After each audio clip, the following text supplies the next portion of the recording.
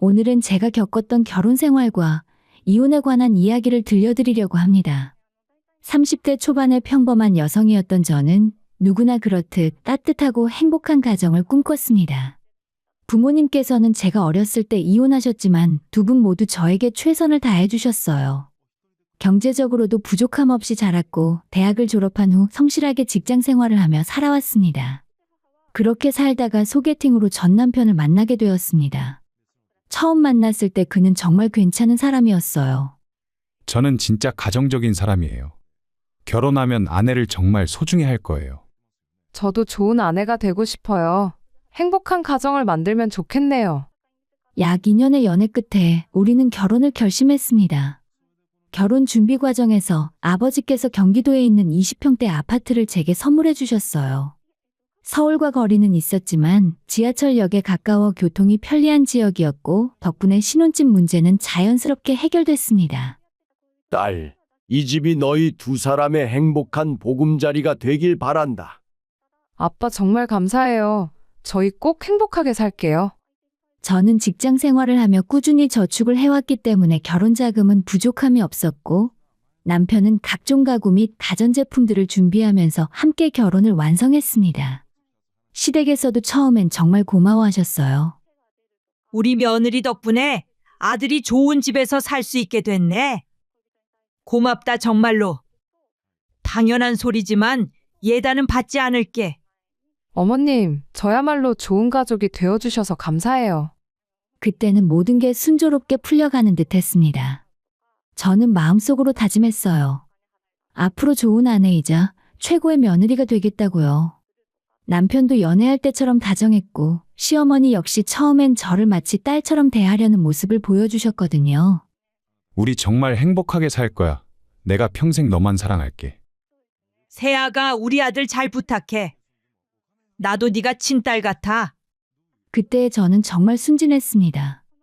이런 달콤한 말들이 마냥 진심이라고 믿었거든요. 결혼식 날도 정말 행복했어요. 하객들 앞에서 서로를 바라보며 평생을 함께하겠다고 약속했을 때 진짜 이런 순간이 영원할 것 같았습니다. 하지만 그런 행복한 시간은 생각보다 짧더라고요. 눈 깜짝할 새 신혼의 달콤함이 지나가자 점점 다른 얼굴들이 드러나기 시작했거든요. 남편도 시어머니도 그리고 제가 그동안 이상적으로 생각했던 결혼 생활도 말이에요. 결혼 후 한 달 정도가 지난 어느 주말 시어머니께서 전화를 걸어오셨습니다. 세아가 이번 주말에 같이 백화점 좀 가자. 내가 너한테 옷도 좀 사주고 싶고. 네, 어머니 좋아요. 그때는 정말 고마운 마음이었어요. 시어머니가 저를 챙겨주신다고 생각했거든요. 하지만 그것이 시작일 줄은 몰랐습니다. 매주 반복될 의무적인 만남의 시작이었다는 것을요. 그래도 결혼 후의 첫 1년은 정말 행복했습니다. 귀찮은 일도 있었지만 신혼의 달콤함 속에서 모든 것이 완벽해 보였어요. 하지만 주말마다 반복되는 시어머니의 연락은 점점 부담이 되기 시작했습니다. 매주 토요일 아침이면 어김없이 울리는 전화벨 소리, 시어머니의 목소리가 들려왔어요. 오늘 날씨 좋은데 같이 백화점 갈까? 아니면 맛있는 거 먹으러 가자. 처음에는 정말 고마운 마음이었습니다. 저를 챙겨주시는 거라고 생각했거든요. 하지만 시간이 지날수록 단순한 만남을 넘어서 마치 제가 어머님의 전담 외출 도우미가 된 듯한 기분이 들었어요. 어머님은 매주 백화점이나 맛집 공원으로 저를 불러내셨습니다. 처음에는 옷을 사주신다고 하셨지만 실제로는 어머님 것만 고르시고 제 의견은 별로 중요하지 않았어요. 맛집에 가서도 어머님이 드시고 싶은 것만 주문하시고 제가 고른 메뉴는 시큰둥한 표정을 지으셨죠. 이런 일이 반복되자 남편에게 솔직하게 말해봤습니다.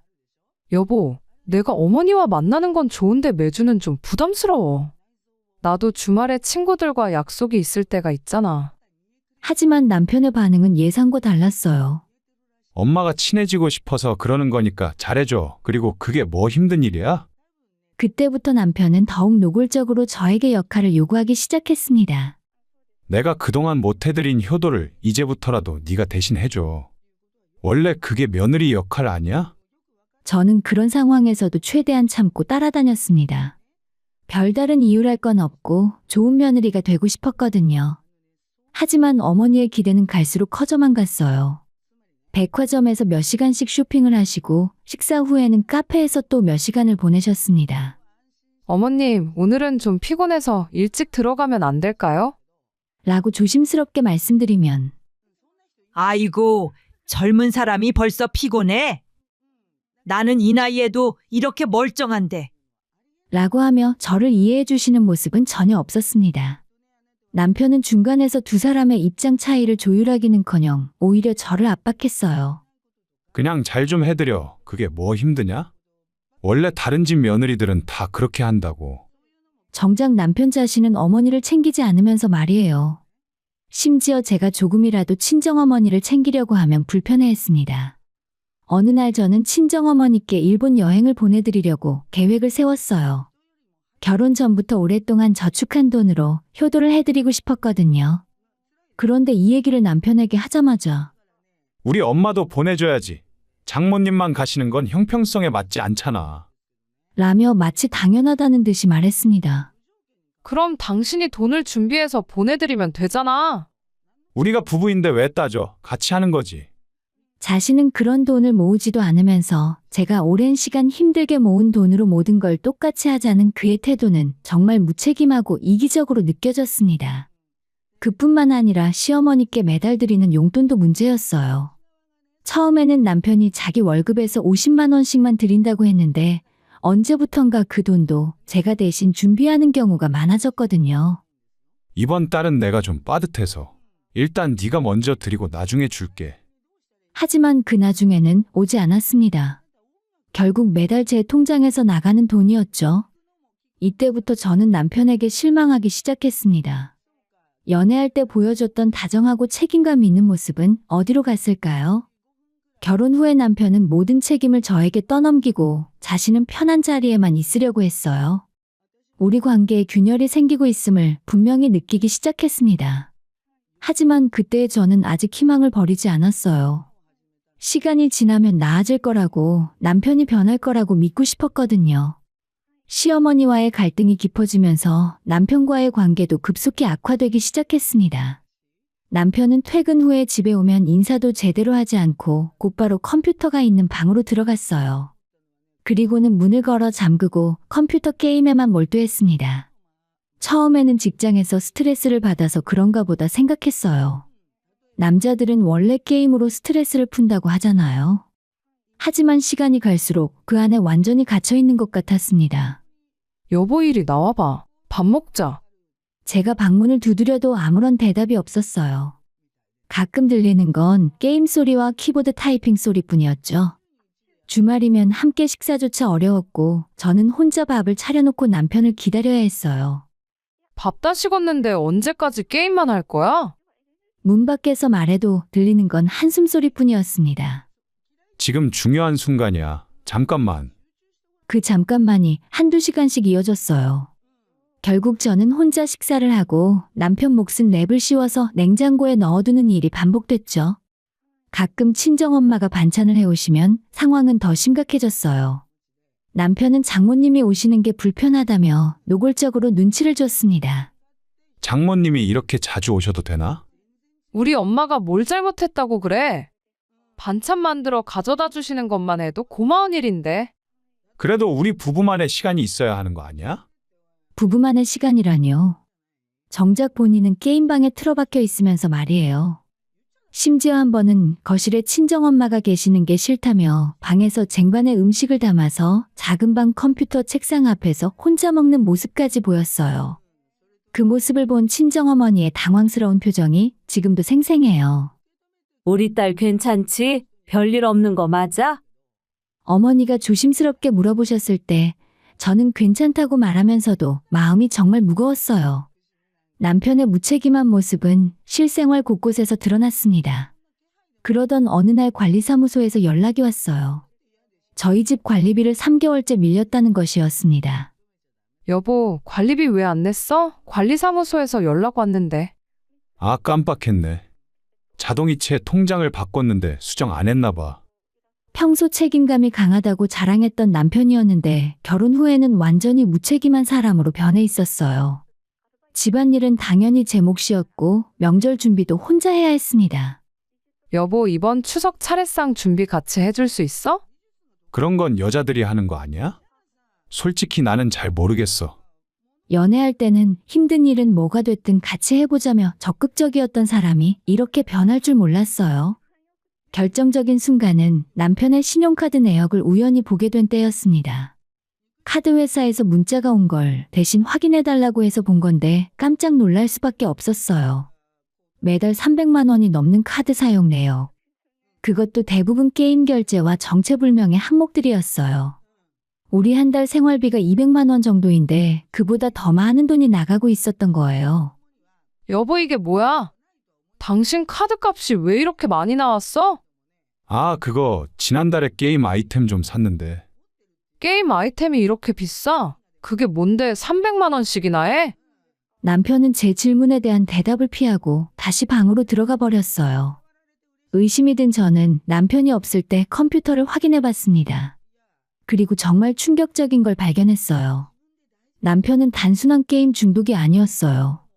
인터넷에서 방송을 하는 BJ, 그것도 전부 20대 여성이 진행하는 방송에 거액의 후원을 보내고 있었던 거예요. 결제 내역을 자세히 보니 그중 한 명의 BJ에게만 한 달에 100만 원이 넘는 돈을 매달 후원하고 있었죠. 그 외에도 여러 방송에 자잘한 돈을 쓰고 있었고요. 이게 뭐야? 이 돈들이 다 뭐야? 남편을 추궁했을 때 그가 한 말은 더욱 충격적이었어요. 그냥 개인적인 팬으로서 후원하는 거야. 내가 특별히 부정한 짓을 한 것도 아니잖아. 팬으로서 후원? 이게 팬이야? 이런 방송에 이렇게 돈을 쓰는 게? 너도 좋아하는 가수 콘서트 가고 굿즈 사잖아. 그거랑 뭐가 달라? 정말 어이가 없었어요. 제가 1년에 한두 번 가수의 콘서트 티켓 10만 원 사는 거랑 젊은 20대 여자들 방송에 100만 원씩 후원하는 걸 같다고 생각하는 거예요. 이건 정신적인 바람이야. 나는 이런 걸 용서할 수 없어. 바람이 아니라고. 만난 것도 아니고 그냥 방송 보는 거잖아. 그날 우리는 결혼 후 가장 심하게 싸웠어요. 남편은 자신이 한 행동에 대해 전혀 잘못했다고 생각하지 않는 것 같더라고요. 오히려 제가 너무 예민하게 반응한다며 저를 탓했죠. 그 순간 저는 확신했습니다. 이 사람과는 더는 예전과 같은 마음으로 함께 살 수 없다는 것을요. 연애할 때 보여줬던 모든 모습이 가면이었구나 하는 생각이 들었어요. 인터넷 방송의 후원이라는 이름으로 돈을 펑펑 쓰던 남편의 이중 생활이 밝혀진 후 저희 관계는 돌이킬 수 없는 지경에 이르렀습니다. 남편은 차마 저에게 사과의 말조차 하지 않았고 오히려 자신이 억울하다는 듯 행동했어요. 너는 왜 이렇게 예민해? 이 정도는 다른 남자들도 다 하는 거야. 내가 만나서 밥을 먹은 것도 아니고 팬심으로 후원한 것뿐이지. 다른 남자들이 다 한다고 해서 당신도 해도 되는 거야? 그리고 이게 예민한 반응이야? 바람 피운 것도 아닌데 진짜 왜 이렇게 호들갑이야? 남편은 자신의 행동이 얼마나 잘못된 건지 전혀 이해하지 못했어요. 그러면서도 생활비는 여전히 저에게 의존하고 있었습니다. 카드값 300만 원을 내느라 정작 생활비는 제대로 못 내면서 말이에요. 이번 달 생활비 좀 먼저 내줄 수 있어? 나중에 줄게. 당신이 여자들 후원에 쓴 돈으로 우리 생활비 몇 달치는 나오겠는데? 그건 내 용돈에서 쓴 거야. 생활비랑은 다른 이야기지. 애초에 용돈이라고 하기에는 너무 큰 금액이었어요. 그런데도 뻔뻔하게 생활비를 저에게 요구하는 남편의 모습에 정말 실망했습니다. 설상가상으로 남편뿐만 아니라 시어머니도 제게 돈을 요구해왔어요. 신우이의 생일이 다가오자 갑자기 연락이 왔습니다. 다음 주면 너희 신우 생일인데 너가 현금으로 좀 줘야 하지 않겠니? 50만 원 정도? 신우의 생일이랍시고 50만 원을 달라고 하더라고요. 예전부터 크고 작은 일이 있을 때마다 제게 돈을 요구하긴 했었는데 매번 금액이 올라가고 있었죠. 어머님, 요즘 저희도 상황이 어려워서요. 아이고, 그게 무슨 말이야? 아들한테 들어보니 네가 벌이가 좋다면서? 제가 거절하려고 하자 시어머니는 화를 내기 시작했어요. 그러면서 남편에게도 전화를 했죠. 자기 엄마의 하소연을 들은 남편은 저에게 와서 말했어요. 필요하니까 말을 했겠지. 그냥 좀 줘. 가족인데 뭘 그렇게 째째하게 굴어? 내가 째째하게 군다고? 매번 시댁에서 이런 식으로 돈 달라고 하는 게 정상이야? 다른 집도 다 그래. 너만 유독 인색하게 구는 거야. 정말 어이가 없었어요. 자신은 인터넷 방송에 월 300만 원씩 쓰면서 50만 원 생일 선물도 저한테 떠넘기고 그걸 인색하다고 하는 거예요. 더 황당한 일은 며칠 후에 일어났습니다. 시어머니께서 갑자기 식사를 하시던 중에 고깃집에서 연락이 왔어요. 며느리야, 지금 내 친구들이랑 고기 먹고 있는데 잠깐만 나와봐. 중요하게 할 이야기가 있어.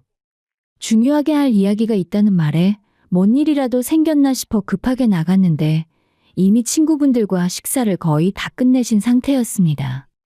그런데 갑자기 시어머니가 계산서를 저에게 건네시는 거예요. 자, 여기 계산 좀 해줘. 내가 지갑을 깜빡했네. 저는 정말 어이가 없었어요. 미리 말씀도 안 해주시고 갑자기 부르더니 계산을 하라는 거였죠.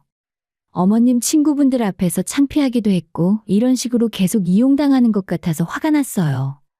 어머님, 미리 말씀해 주셨으면 돈을 가져왔을 텐데요. 아이고, 그럼 어떡해. 친구들 기다리고 있는데. 친구분들의 시선이 부담스러웠지만 저는 더 이상 참을 수 없었어요. 죄송해요. 저도 현금이 없어서 계산할 수 없을 것 같아요. 그리고 계산서를 그 테이블에 그대로 올려두고 그냥 집으로 돌아왔습니다. 시어머니께서 뒤에서 뭐라고 하시는 것 같았지만 듣지 않았어요. 집에 돌아와서 남편에게 이 일을 말했더니 너 진짜 미쳤어? 어떻게 엄마를 그렇게 놔두고 와? 미친 건 내가 아니라 당신 어머니야. 미리 말도 안 하고 갑자기 부르더니 계산하라고 하는 게 말이 돼? 그래도 엄마인데 어떻게 그래? 이런 상황에서도 남편은 끝까지 시어머니 편만 들었어요. 제가 얼마나 힘들었는지는 전혀 이해하려 하지 않았죠. 그렇게 남편에 이어 시어머니한테도 큰 실망을 하고 이 사람들과 인연을 정리해야 하나 말아야 하나 고민을 하고 있을 때 결정적인 사건이 일어나고야 말았어요. 시어머니가 할 말이 있다고 저를 집으로 따로 부르시더니 도무지 알아들을 수도 없는 말씀을 하시는 겁니다. 우리 딸도 내년 봄에 결혼할 예정이야. 애가 어찌나 눈이 높은지 사위 될 사람이 누군지 너도 들었지? 네, 대기업 연구소에서 일한다고 들었어요. 그래, 그쪽 부모님도 대학 교수고 집안이 정말 좋더구나. 그래서 말인데 아무래도 우리 쪽에서 신혼집을 해가야 할 것 같아. 이때까지만 해도 대체 저를 불러놓고 무슨 소리를 하는 건지 몰랐습니다. 신우가 결혼을 하면서 신혼집을 사던지 말던지 저랑 아무 상관도 없는데 어디에 집을 사면 좋을지 부동산에 대해 물어보려나 싶었죠. 너가 친정에 이야기해서 돈을 좀 마련해 올 수 있을까? 하지만 시어머니의 입에서 나온 소리는 정말 상상을 초월했어요. 네? 제가요? 저희 부모님한테 돈을 받아오라고요? 그래, 아무래도 너가 우리 아들보다 조건이 좀 부족하잖아. 그러니 시집 올 때 친정에서 집도 해준 거지. 이번에는 우리 상황이 이러니까 집을 해가야 하는데 너가 좀 보탰으면 좋겠어. 되도 않는 소리에 잠시 어안이 벙벙해져 아무런 대답도 하지 못하고 있었습니다. 그리고 시어머니에게 그런 말도 안 되는 소리는 하지도 말라고 대답했어요. 제가 돈을 가져오지 못하겠다고 하자 시어머니는 안색이 싹 변하며 겨우 그것도 못해오냐는 반응을 보였습니다. 너는 시댁이래 그 정도 성의도 못 보여주니? 너희 친정이 돈이라도 많은 줄 알았는데 그것도 아닌가 보다. 시어머니는 노골적으로 기분 나쁨을 숨기지 않았어요. 저는 애초에 이런 부탁이 말도 안 되는 소리라고 생각했지만 어머님은 돈을 못 가져올 거면 필요 없으니 돌아가라 말했습니다. 집에 돌아오면서 아무리 생각을 해봐도 이게 무슨 상황인지 이해를 못 하겠더라고요. 바쁜 며느리를 불러서 기껏 한다는 소리가 자기 딸 시집 가는데 집 살 돈을 가져오라니요. 저희 부모님이 만에 하나 돈이 정말 많다고 해도 그런 소리를 꺼내지도 못할 것 같았습니다. 그 사건이 있고 며칠 후에 정말 예상치 못한 일이 일어났습니다. 시어머니께서 이혼 서류를 들고 집에 찾아오신 거예요. 놀랍게도 남편의 인감도 이미 찍혀 있었고 서류는 완벽하게 작성되어 있었어요. 며느리야, 이제 그만하자. 가만 보니까 너도 우리 집안이랑 안 맞는 것 같고. 마치 이 서류에 네가 도장만 찍으면 된다는 식이었어요. 그렇게 엄포를 놓으면 시어머니는 제가 울면서 거절할 거라고 생각하셨나 봐요. 네가 우리 아들 못 살게 굴고 있잖아. 너희들 이혼하고 각자 살자. 하지만 저는 그 순간을 오히려 기회로 여겼습니다. 남편과 시어머니가 저를 필요 이상으로 지치게 만든 지금 그 도장은 제게 해방의 도장이었어요. 알겠어요. 좋아요. 찍을게요. 저는 방에 들어가서 인감을 가져와 조용히 도장을 찍었습니다. 시어머니는 제가 이렇게 쉽게 동의할 거라고 예상하지 못하셨나 봐요. 잠깐 당황하시는 것 같았어요. 진짜로? 너 정말 찍을 거야? 네, 바로 찍었어요. 이제 됐죠? 그때 남편이 게임방에서 소리를 듣고 기어 나왔어요. 제 도장까지 찍혀있는 완성된 이혼 서류를 보더니 깜짝 놀라더라고요. 이게 뭐야? 당신 진짜 도장 찍었어? 그래, 찍었어. 이제 우리는 남남이나 마찬가지야. 야, 잠깐만. 이건 너무 성급한 거 아니야? 이제 와서 당황하는 남편이 우스웠어요. 정작 이혼 서류에 본인 도장을 먼저 찍은 건 제가 아니라 남편이었잖아요. 저는 그날부터 바로 부동산에 달려가서 집을 전세로 내놓기 시작했어요. 아버지께서 주신 소중한 집이었지만 더 이상 이곳에 있을 이유가 없었거든요. 일단 친정으로 돌아가서 새 출발을 하기로 결심했습니다. 결혼이라는 이름 아래 참아야 했던 수많은 일들이 이제는 더 이상 저를 짓누르지 않았어요. 오히려 홀가분했습니다. 이혼 서류에 도장을 찍고 새 출발을 준비하던 중 예상치 못한 연락이 왔습니다. 남편에게서 걸려온 전화였어요. 여보, 미안해. 이제 너한테 전화할 자격이 없는 건 알지만. 목소리가 평소와 달리 떨리고 있었어요. 무슨 일인지 궁금했지만 이미 남남이 된 사이라고 생각하니 그냥 끊고 싶었죠. 할 말 있으면 빨리 해. 나 얼마 전에 회사에서 건강검진 받았잖아. 정밀검사 받으라고 해서 얼마 전에 받았는데 간암이래. 수술하고 항암 치료 받아야 한다고. 그 순간 머리가 하얘졌어요. 아무리 미워하는 사이라도 암이라는 진단은 충격적이었거든요. 정말이야? 응, 의사가 이기래. 빨리 수술하면 완치 가능하다는데. 잠시 침묵이 흘렀어요. 남편은 아마 제가 동정하고 돌아올 거라고 기대했을 수도 있어요. 그래서 나한테 뭘 바라는 거야? 우리 이혼하는 거 말야. 다시 생각해 볼 수 없을까? 아무래도 나 혼자서는 힘들 것 같아. 역시나였어요. 병을 핑계로 저를 다시 붙잡으려는 거였죠. 아프다고 해서 당신이 나한테 했던 일들이 사라지는 건 아니야. 병원에서 잘 치료받고 회복하길 바랄게. 그래도 얼마 전까진 우리가 부부였는데. 그래, 부부였지. 이미 지난 과거형이야. 전화를 끊고 나서 마음이 조금 흔들렸던 건 사실이에요. 결혼 생활은 최악이었지만 그래도 함께 살았던 시간들이 있었으니까요. 하지만 그의 병이 다시 함께 살아야 하는 이유가 되지는 못했어요. 며칠 후에 더 황당한 일이 벌어졌습니다. 시어머니께서 제 회사 앞까지 찾아오신 거예요. 퇴근하는데 갑자기 나타나서 울면서 애원하시는 거였어요. 며느리야, 제발 다시 한번 생각해봐.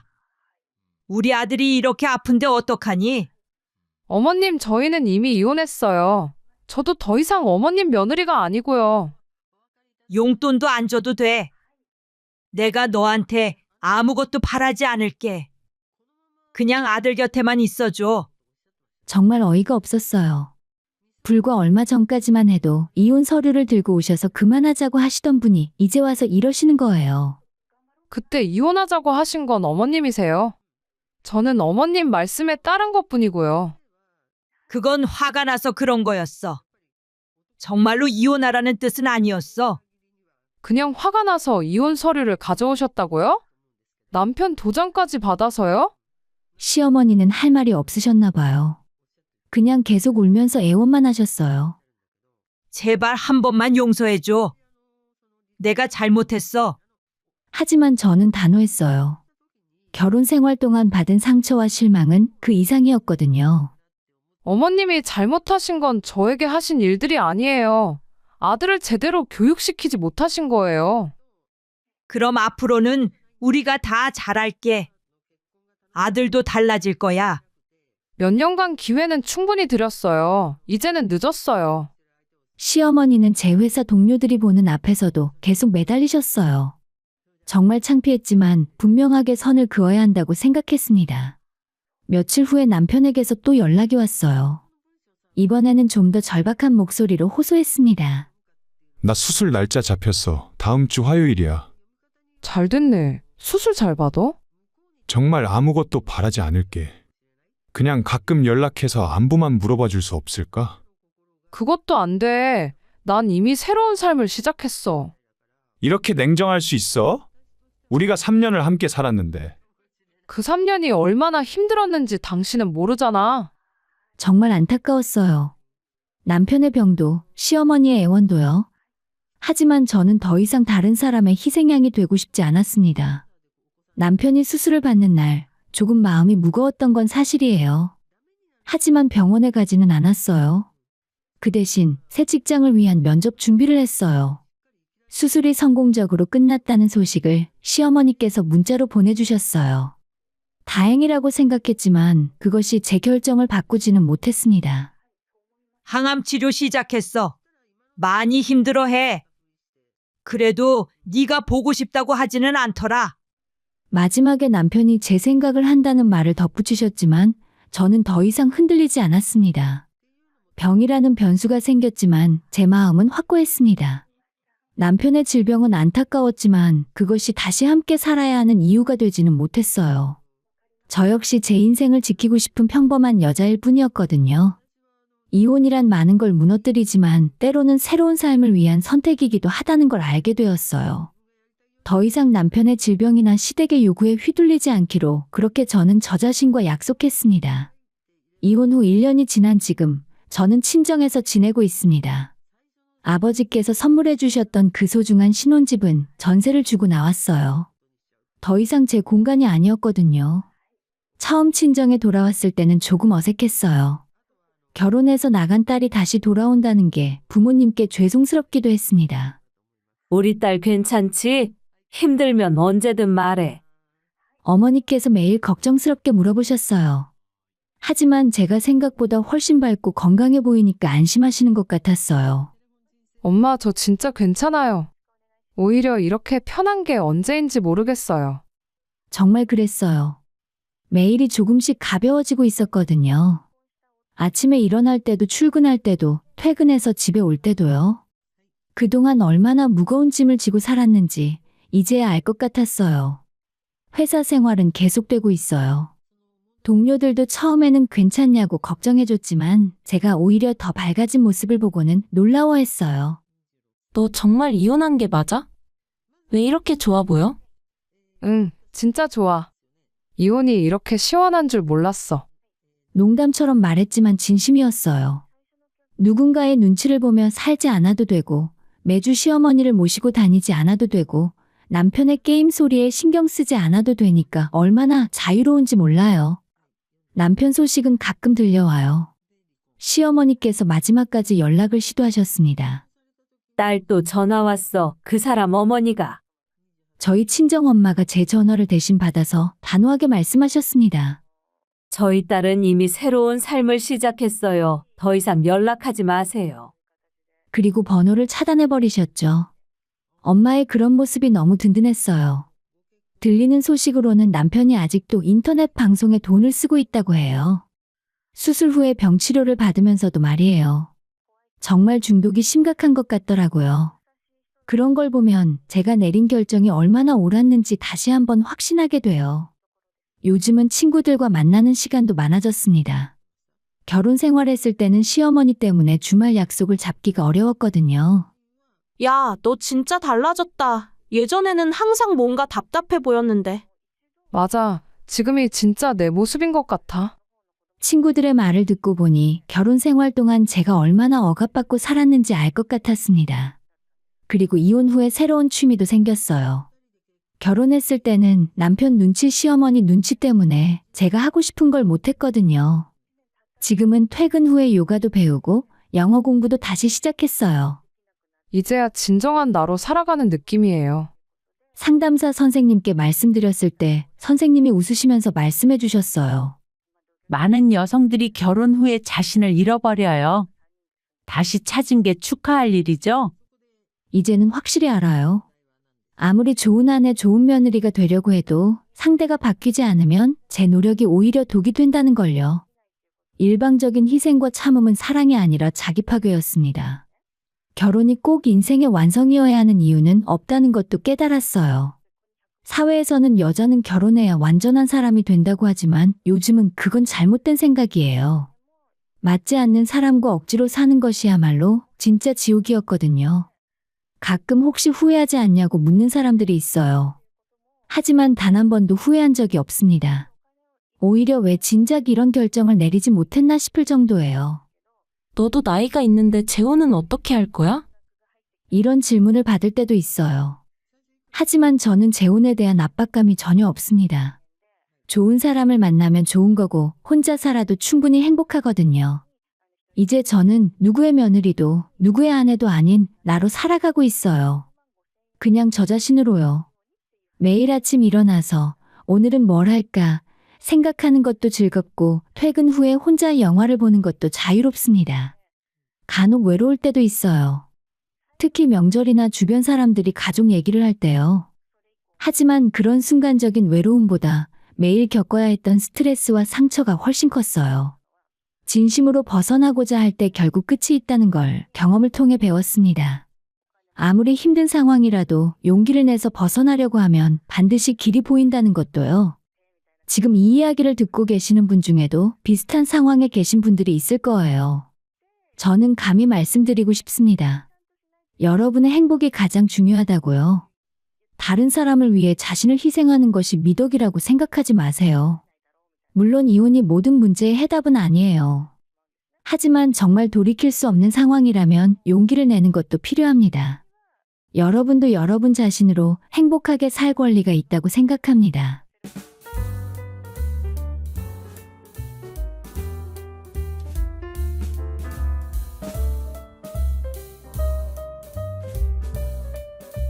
저는 올해로 45이고 결혼한 지는 어느덧 10년이 되었습니다. 지금은 이렇게 차분히 말할 수 있지만 그동안 결혼 생활 속에서 마음 한편에 묻어둔 이야기들이 참 많습니다. 저는 성격이 무던한 편이에요. 누군가에게 싫은 소리를 하기보단 그냥 넘어가자고 하는 쪽을 택하곤 했죠. 그렇다고 무작정 참고만 사는 사람은 아닙니다. 정말 참다가 도저히 안 되겠을 때 한마디 툭 던지는 그런 사람이에요. 그래서일까요? 저희 시댁은 오히려 저희 그런 점을 이용했던 것 같습니다. 저의 가정을 무시하고 마치 당연하다는 듯 일방적인 희생을 요구했죠. 그 결과 마음 곳곳에 조용히 생긴 상처들이 어느새 깊어져 있더군요. 그 와중에 남편은 어땠냐고요?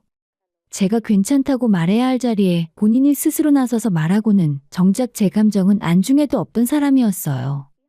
처음엔 그냥 가끔 그런가 보다 했습니다. 하지만 시간이 갈수록 남편은 저를 존중하지 않는 사람이 되었고 결국엔 시댁 식구들과 별반 다를 바 없는 사람이 되어버렸습니다. 남편을 처음 만난 건 30 중반쯤이었어요. 일에 치여 연애 같은 건 사치라 여기던 때였죠. 지인의 소개로 만난 그는 조용하고 성실해 보였고 불편하게 하지 않는 사람이었습니다.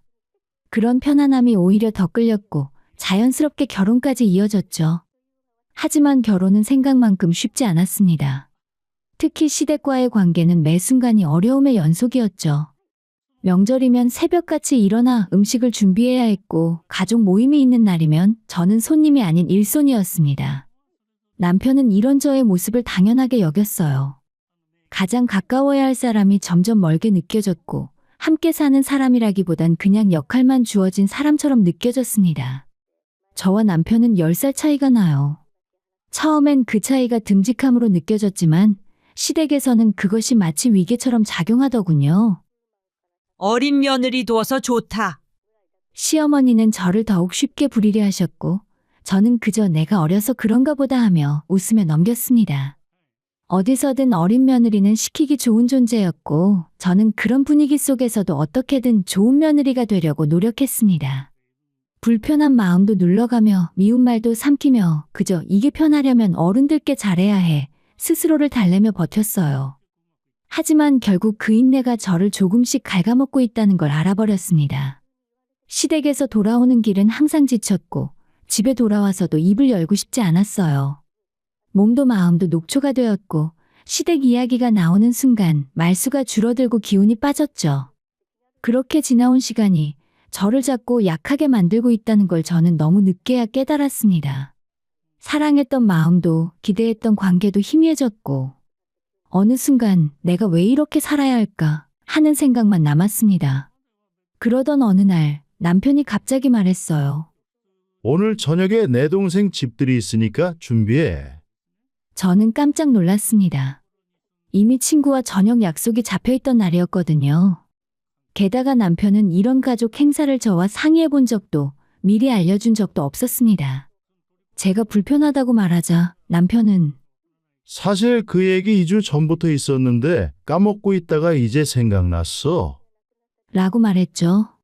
저는 이런 상황에서 제 친구와의 약속을 취소하는 게 신뢰를 깨는 일이라 생각했습니다. 그래서 우리끼리 다음에 따로 찾아가자고 했지만 남편은 버럭 화를 내더라고요.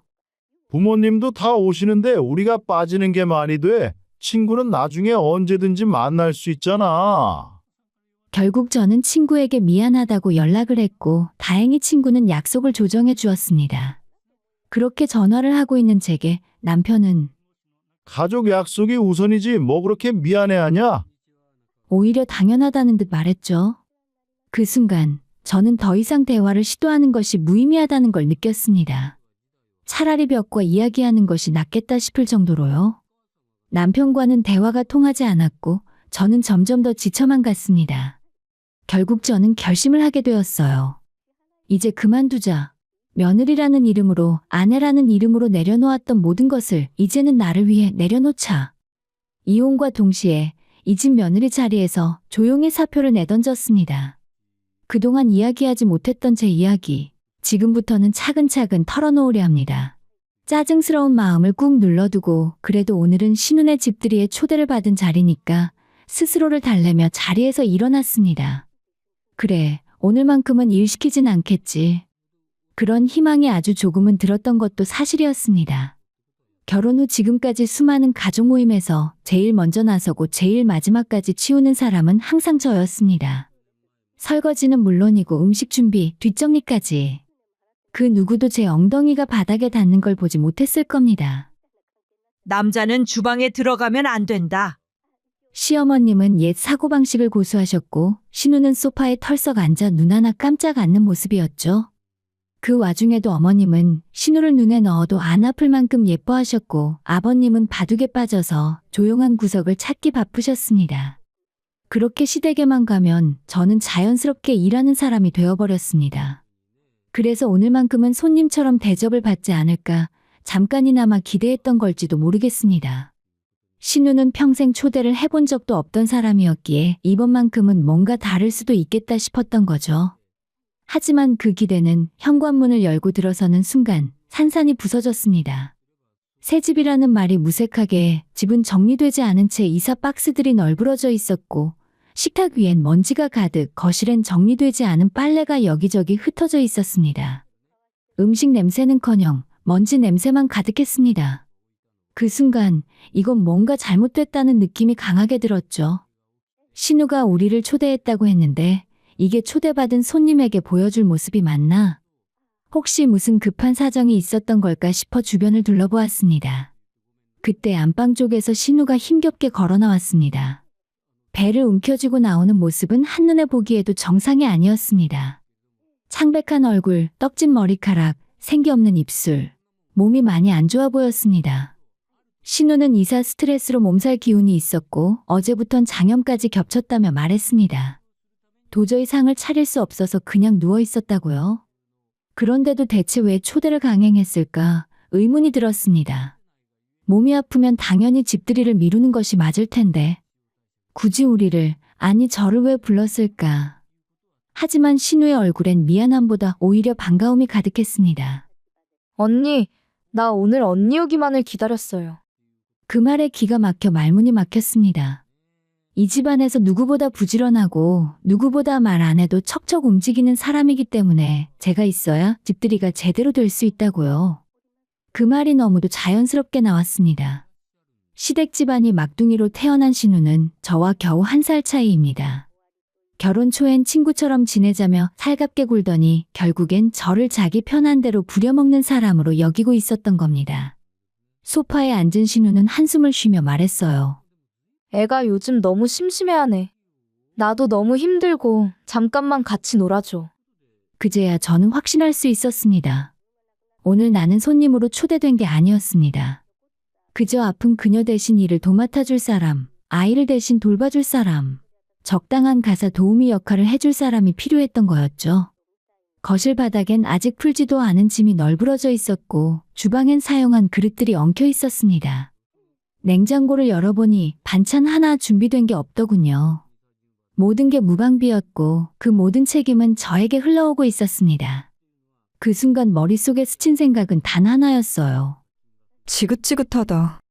그들은 언제나 누군가 대신해 주길 바라고 늘 그래왔듯 오늘도 당연히 제가 그 역할을 해줄 거라 여겼습니다. 남편 역시 기대를 저버리지 않더라고요. 그래, 너가 좀 도와주면 되겠네. 그 말이 아주 자연스럽게 튀어나왔습니다. 항상 시댁만 다녀오면 저는 혼자 모든 걸 감당해야 했고 도와달라고 말하면 가족인데 어떡하겠냐? 나는 남자라서 엄마가 주방에 들어오지 말라고 하시잖아. 같은 말만 돌아왔습니다. 남편은 오늘도 어김없이 제 옆이 아닌 가족 편이었어요. 저도 할 말은 정말 많았습니다. 왜 아픈 몸으로 집들이를 강행했는지, 왜 나를 이런 자리에 불렀는지, 왜 나는 늘 희생해야만 하는지 쏟아내고 싶었습니다. 하지만 사람이 아프다고 하니 그 아픈 사람 앞에서 목소리를 높이는 건 예의가 아니라고 한 번 속으로 꾹 참았어요. 미워도 가족은 가족이라며 이번만 참자, 딱 한 번만 더 참자, 그렇게 말이죠. 그래서 저는 말없이 주방으로 향했습니다. 지금 이 상황이 어처구니 없기도 하고 여기서도 또 내가 이러고 있어야 하나 싶어 한숨이 절로 나왔습니다. 아프다는데 뭐 어쩌겠어. 조금만 하면 끝나겠지. 빨리 끝내고 밥만 먹고 얼른 집에 가자. 지금 제 머릿속엔 오직 그 생각뿐이었습니다. 한참 동안 저 혼자 주방 정리를 마치고 거실로 나왔을 때 조카는 소파에 다리를 쭉 뻗고 앉아 과자를 먹으며 휴대폰과 TV를 동시에 보고 있었습니다. 바닥에는 과자 부스러기와 포장지들이 여기저기 흩어져 있었고 저는 무심코 그것을 치우려 손을 뻗었습니다. 그런데 겨우 초등학교 1학년이 된 조카의 입에서 나오는 말은 믿기 힘들었습니다. 아직 먹고 있는데 왜 치우려고 해요? TV 안 보이잖아요. 저리 비켜요. 그리고 그 과자는 제 거니까 손대지 마요. 나중에 또 먹을 거란 말이에요. 말투엔 짜증이 가득했고 그 표정은 마치 제가 자기 공간을 침범한 불청객이라도 되는 것 같았습니다. 순간 어이가 없었어요. 그래서 조심스럽게 말했죠. 현수야, 그렇게 말하면 안 되지. 어른한테는 예의를 지켜야 해. 내가 너보다 훨씬 나이가 많고 어른이잖아. 존댓말을 쓰고 다정하게 말하면 나도 기분 좋게 이야기할 수 있단다. 제 말은 화내려던 것이 아니라 알려주려던 것이었습니다. 그런데 그 순간 신우가 누운 자리에서 목소리를 높이더라고요. 애가 아직 어린데 뭘 그렇게 뭐라 그래요? 초등학교 1학년이면 그럴 수도 있지. 그깟 말 한마디 갖고 왜 그래요? 요즘 현수도 학교 적응하느라 예민하다고요. 집도 이사하느라 어수선하고 낯선 사람 오니까 애도 불편했던 거예요. 그냥 좀 이해해줘요. 저 지금 몸도 안 좋고 머리도 아파 죽겠는데 내 아들까지 이런 소리까지 들어야 하냐고요. 저는 깊게 숨을 들이쉬었습니다. 그리고 한마디씩 또박또박 꺼냈어요. 몸이 안 좋다는 거 알아요. 그래서 더 조심스럽게 말했던 거예요. 그런데 우리가 어른이면 어른답게 행동해야죠. 잘못된 걸 잘못됐다고 말하는 게 뭐가 그렇게 나쁜가요? 버릇은 어릴 때부터 바로잡아야지. 무조건 감싸주면 아이에게도 안 좋은 거잖아요. 그렇게 신우와 논쟁을 벌이고 있을 때 이번엔 시어머니가 들어오셨습니다. 현관문을 열며 큰 소리로 말하셨죠. 세상에, 집에 오자마자 이런 소란이야? 밥 냄새도 안 나고 집안은 치우는 사람도 없고 이게 뭐야? 아까 통화할 땐 장염이라더니 이럴 땐 네가 나서서 알아서 좀 해야지. 넌 아직도 뭐 하고 있는 거야? 그리고 남편은 기다렸다는 듯이 말했습니다. 우리 마누라가 다 할 거예요. 당신이 손도 빠르고 잘하잖아. 금방 차릴 수 있지? 그 말에 저는 더 이상 참을 수 없었습니다. 잠깐만요. 저도 초대받아서 온 손님인데 왜 또 저만 치우고 움직여야 하죠? 이 집이 제 집인가요? 저는 며느리지 이 집안 가정부가 아니잖아요. 시어머니의 얼굴이 굳어졌고 목소리는 더 날카로워졌습니다. 아니, 너는 정말 그 정도도 못 참겠다는 거야? 가족이 힘들고 아프면 좀 도와주는 게 당연한 거지. 그게 그렇게 어려워? 네가 뭘 얼마나 했다고 그렇게 당당한 거야? 우리 딸이 아프다잖아. 너가 이 집안 며느리면 그 정도는 알아서 좀 챙겨야 하는 거 아니야? 그 순간 숨이 턱 막혔습니다. 아, 아직도 이 집에서는 내가 사람이 아니구나. 그들은 여전히 저를 가족이 아니라 도움이 필요한 순간 잠시 부려먹을 수 있는 존재로 보고 있었습니다. 남편은 옆에서 아무 말도 하지 않았어요. 늘 그래왔듯 오늘도 그는 제가 아닌 그의 가족 편이었던 거죠. 저는 천천히 입을 열었습니다. 그런 말씀 하실 자격 정말 있으세요? 제가 지금까지 어떤 모습으로 이 가족을 위해 살아왔는지 한 번이라도 제대로 보신 적 있으세요? 이제는 그만하세요. 저는 더 이상 이 가족에게 침묵하는 며느리가 아닙니다. 명절이든 집들이든 이 집에서는 초대라는 말이 무색할 만큼 항상 일하는 사람은 정해져 있었습니다. 그건 항상 저였죠. 이번에도 다르지 않았습니다. 결국 한바탕 말다툼을 벌인 후에 일단 아프다는 신우를 대신해서 정리는 물론 냉장고 속 재료로 부족한 음식 몇 가지를 만들고 더는 감당할 수 없는 부분은 그냥 배달 음식을 시켰습니다. 무슨 배달 음식을 시켜? 돈이나 아깝게 그냥 해 먹으면 되지. 툭툭 뱉는 어머님의 말도 더 이상 귀에 들어오지 않았습니다. 이 사람들 정말 끝이 없구나. 저도 사람이었고 음식을 만들어내는데도 한계가 있었어요. 마트를 다녀오고 장을 보고 모든 걸 직접 하는 게 지금 제 역할이라고 생각하진 않았습니다. 속으로 올라오는 짜증을 억누르며 어쨌든 밥상을 차렸습니다. 하지만 분위기는 식탁 위의 음식보다 더 씁쓸했습니다. 조카는 삐진 얼굴로 아무 말 없이 밥만 먹었고 신우는 그 조카를 옆에 두고 여전히 무언의 불만을 내뿜고 있었습니다. 어머님은 제가 아픈 사람을 도와주지 않는 며느리인 것처럼 은근히 꾸준히 곱지 않은 시선을 보내셨고 남편은 그런 기류에도 아랑곳하지 않고 음식이 아쉽다며 불평만 늘어놓았습니다. 그저 같은 공간에 있다는 것만으로도 숨이 막히는 분위기였습니다. 누구 하나 고마움도 미안함도 말하지 않았고 모두들 저를 자연스럽게 존재하는 수발인쯤으로 여기는 듯했습니다. 그렇게 침묵 속에서 밥을 먹고 있던 그때 어머니가 입을 여셨습니다. 내가 하나만 묻자. 지은아, 넌 도대체 뭐가 그렇게 불만이 많니? 그 말에 순간 손에 들고 있던 수저가 멈칫했습니다. 식탁 위에 모든 시선이 제게 향했고 어머님은 말을 이었습니다. 며느리라면 집안일도 좀 거들고 아픈 식구 좀 돌보는 거 당연한 거 아니야? 그깟 일 좀 한 걸 가지고 이렇게 얼굴에 드러내고 뭘 얼마나 대단한 일을 했다고 다들 기분 나쁘게 만들어? 그 순간 마음속에 꾹꾹 눌러두었던 감정이 다시 고개를 들기 시작했습니다.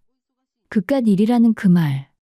내가 지금까지 감당해왔던 수많은 희생과 인내가 그저 그깟 일이었나. 저는 조용히 수저를 내려놓았고 천천히 어머니를 바라보며 말했습니다.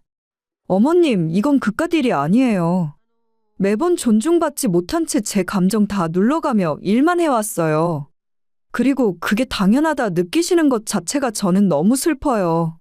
제 말 한마디에 식탁 위 공기가 뚝 하고 무거워졌습니다. 누구도 쉽게 말을 잊지 못했죠. 그런 분위기 속에서 저는 말을 이었습니다. 제가 지금까지 한 번도 집안일을 거부한 적 있었나요?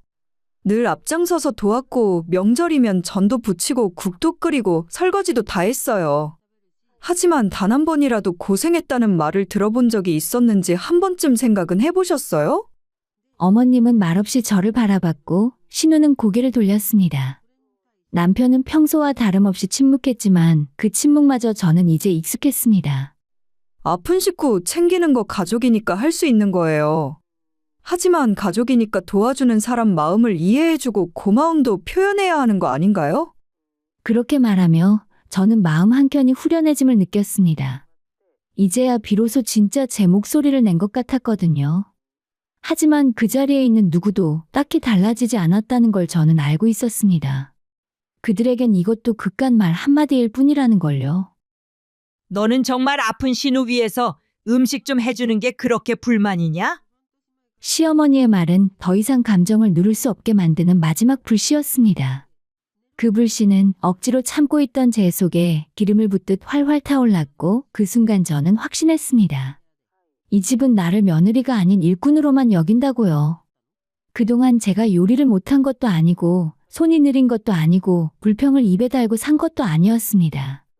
늘 제일 먼저 일어나서 준비하고 제일 마지막에 겨우 앉을 자리를 얻으며 그저 가족이니까 참아왔던 세월이었죠. 그런데 그 모든 인내와 희생을 두고 그깟 거 하나 못해? 어차피 밥하는 거 집에서 하나 여기서 하나 똑같은 거 아니냐? 그렇게 말하는 가족들 앞에서 저는 더 이상 사람처럼 느껴지지 않았습니다. 남편은 어중간한 위치에서 그저 눈치만 보고 있었고 신우는 아프다는 이유 하나로 집안일을 넘기며 자기 아들의 버릇없는 행동마저 감쌌습니다. 어머님은 며느리가 당연히 해야 한다는 듯 지시하고 지적하고 비난만 늘어놓으셨죠. 그래서 저는 조용히 입을 열었습니다. 그리고 차분히 단호하게 말했어요. 앞으로 이 집 며느리 안 하겠습니다. 며느리 자리 사표 낼게요. 저도 이젠 사람답게 살고 싶어요. 그동안 눌러왔던 감정들이 말이 되어 고요하게 쏟아졌습니다. 어차피 입을 연 김에 하나 더 말씀드릴게요. 작년 어머님 생신 때 해드린 안마의자 그거 렌탈이에요. 그래도 그땐 효도했다고 뿌듯했었는데 지금 생각해보니 참 바보 같았네요. 다음 주에 반품 신청할게요. 필요하시면 어머님이 직접 사시든지 알아서 하세요. 식탁에 앉아있던 모두가 숨을 죽인 채 저를 바라보았지만 그 시선도 더 이상 무겁지 않았습니다. 되려 속이 후련했죠. 이렇게 말하고 나서야 비로소 제가 숨을 쉬고 있는 사람 같았으니까요. 지금부터 저는 이 집과 얽히지 않을 거예요. 오늘 이 순간부터 모든 관계 끊겠습니다. 끝입니다. 정말 끝이에요. 그렇게 말하며 저는 들고 있던 숟가락을 식탁에 탁 놓았습니다. 금속이 맞닿는 소리가 조용한 식탁 위에 크게 울렸어요. 예이고 뭐고 그 순간엔 눈이 돌아버렸습니다. 스스로도 이건 어긋난 행동이라는 걸 알면서도 그냥 그 자리에서 그렇게 터져나와 버렸습니다. 어머님은 벙쪄 계셨고 신우는 아들 이야기를 왜 꺼냈냐며 뒤에서 웅성거렸습니다. 남편은 미간을 잔뜩 찡그린 채 노려보더니 제가 신우의 집을 박차고 나서자마자 따라 나와선 마치 폭발하듯 소리쳤습니다. 너 지금 뭐 하는 거야? 이게 뭐 하는 짓이냐고? 며느리가 그딴 식으로 식사 자리에서 분위기를 망쳐? 그게 지금 어른한테 할 말이야? 한참 쏟아붓는 남편의 말을 들으며 저는 속으로 생각했습니다. 아, 역시 이 사람은 한 번도 내 편이었던 적이 없었구나. 내가 뭘 겪었는지, 어떤 기분으로 살아왔는지보다 이 사람은 그 식탁의 분위기만 걱정하고 있었습니다. 그래서 저는 조용히 그러나 단호하게 말했죠. 뭐? 지금 돌아가서 사과하라고? 내가 지금까지 어떤 취급받으며 살아왔는지 정말 몰라? 당신들 중에 누가 내 말 들어준 적 있었어? 당신은 내가 말하면 들었니? 아니면 들은 척만 했니? 그리고 남편에게 마지막으로 결정적인 말 한마디를 날렸죠. 우리 결혼도 이제 끝이야. 이 결혼을 더는 유지할 가치가 아무것도 없다는 걸 이제야 알았어. 남편은 아무 말도 하지 못했습니다. 입을 꾹 다문 채 그 자리에 서 있을 뿐이었죠. 그렇게 저는 남편도 시댁도 그 집안의 공기조차도 뒤로 하고 걸어 나왔습니다. 거리를 걷는데 숨이 이렇게 시원하게 쉬어지는 건 정말 오랜만이었습니다. 이혼이나 퇴사 같은 큰 결정을 하면 사람들은 대부분 울고 후회하고 힘들어할 거라 생각하지만 그날 저는 정말 오랜만에 살아있다는 느낌이 들었어요. 10년 넘게 남의 집 식구로 살아오던 그 답답하고 억울하고 외로운 시간들을 이제야 비로소 내려놓은 거니까요. 그럼에도 제가 그 오랜 시간 동안 버텨온 이유는 단 하나였습니다. 가정을 지키고 싶다는 마음이었죠. 왜냐하면 저는 이혼 가정에서 자랐거든요. 어릴 적 아버지가 엄마와 싸우고 집을 나가던 날을 아직도 선명하게 기억합니다. 엄마는 제 앞에서는 아무렇지 않은 척했지만 밤마다 불 꺼진 거실에서 조용히 우시는 소리가 제 방문 너머로 들려오곤 했죠. 저는 그 어두운 거실을 피해 불 꺼진 방에서 눈을 뜬 채 아침을 기다리고 있었죠. 그런 좋지 않은 기억이 있어서 나는 어떤 일이 있어도 내 가정만은 지키자. 그게 제가 제 자신과 했던 오랜 약속이었습니다. 그래서였을까요?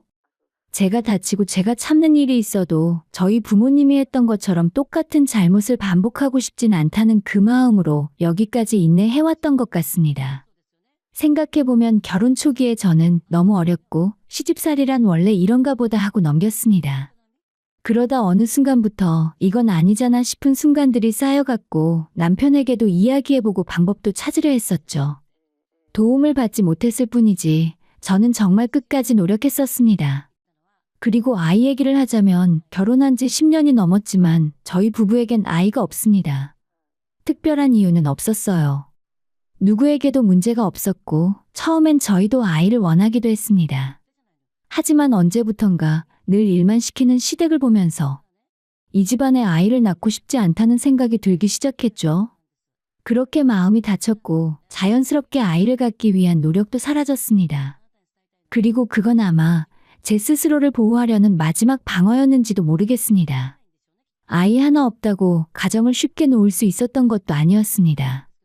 단지 이제야 비로소 깨달은 것뿐이에요. 아무리 제가 혼자서 가정을 지키려 해도 그 안에 내가 편히 있을 수 없다면 그건 가정이 아니라 감옥이라는 걸요. 지금 이 글을 쓰고 있는 지금 이 순간도 저는 혼자입니다. 하지만 이 혼자는 그동안 혼자인 줄도 몰랐던 외로움과는 다릅니다. 누군가 제게 어차피 아이도 없는데 뭐하러 그렇게 참고 살았냐고 미련하다고 말하는 사람도 있겠죠. 하지만 저에게 있어 가정이라는 단어는 단지 아이가 있고 없고의 문제가 아니었습니다. 그건 어릴 적부터 제 마음속 깊이 자리 잡은 울타리에 대한 그리움이었습니다.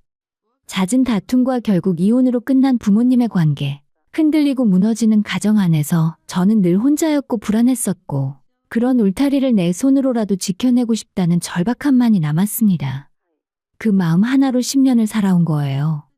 그런 제가 이제는 마침내 결단을 내렸습니다. 그렇게 뒤집어버리고 며칠 후에 예상대로 신우에게서 문자가 왔습니다. 그날 일에 대한 사과를 가장한 메시지였습니다. 하지만 문장 사이에 묻어난 건 미안함이 아니라 초조함이었죠. 역시나 사과는 잠시뿐이었고 예전에 제가 신우에게 소개해주겠다고 약속했던 조카의 과외 선생님 이야기였습니다. 명문대에서 유아교육을 전공한 후배가 아이들 행동교정 수업을 하고 있었거든요. 그래서 조카를 한번 그 후배에게 수업 받을 수 있게 물어보겠다 했더니 귀가 번쩍 뜨여서 엄청 기대를 하더라고요. 결국 사과는 요청을 위한 포장일 뿐 진짜 본심은 결국 도움을 다시 받으려는 속셈이었습니다. 예전 같았으면 저도 모르게 도와줬을지 모르죠. 하지만 이젠 아니었습니다. 신우의 문자를 읽고도 답하지 않았습니다. 무응답이 제 감정을 가장 똑똑하게 표현하는 방법이었고 제가 줄 수 있는 가장 단호한 메시지였습니다. 그리고 얼마 후에 시어머니에게서 전화가 왔어요. 처음엔 받기 싫어 몇 번이나 끊었지만 계속 걸려오니 마지못해 받았습니다. 그날은 내가 말을 너무 심하게 했다. 너가 상한 마음이 있다면 풀어라. 다시는 그런 일 없도록 하겠다. 사과라기보다 상황 수습을 위한 형식적인 말이었습니다. 단어 안에는 진심은 없었고 과거를 복구하려는 어떤 온기조차 느껴지지 않았어요. 그래서 저도 그냥 짧게 한마디 했죠. 아니요, 저와 상관없는 일이니 앞으로 이런 일로 연락은 안 주셨으면 좋겠습니다. 그리고 전화를 끊었습니다. 그게 마지막이었어요. 그 후로 그 집안에 누구와도 단 한 번의 사적인 연락조차 없었습니다. 남편과 이혼 서류에 도장을 찍고 집에 있던 남편의 물건들을 하나씩 정리했어요. 참 생각보다 별것도 없더군요. 그저 그 사람을 위해 참아왔던 제 시간만 허무하게 남아있을 뿐이었습니다. 이혼은 결국 제가 원했던 울타리는 되지 못했지만 그 울타리를 만들기 위해 최선을 다했던 제 자신은 이제야 다시 돌아온 것 같습니다. 그렇게까지 노력했으니 그만하면 충분하지 않았을까요? 저의 앞으로의 날들도 이렇게 맑고 따뜻한 날들로 가득하기를 바라봅니다. 이제는 나를 위한 삶을 살고 싶어요. 남편의 아내도 누군가의 며느리도 아닌 그냥 나로 사는 삶이요. 여러분도 혹시 그동안 너무 참아온 인생을 살아오셨다면 지금부터는 당신 자신의 이름으로 살아가길 바라면서 이 글을 마칩니다.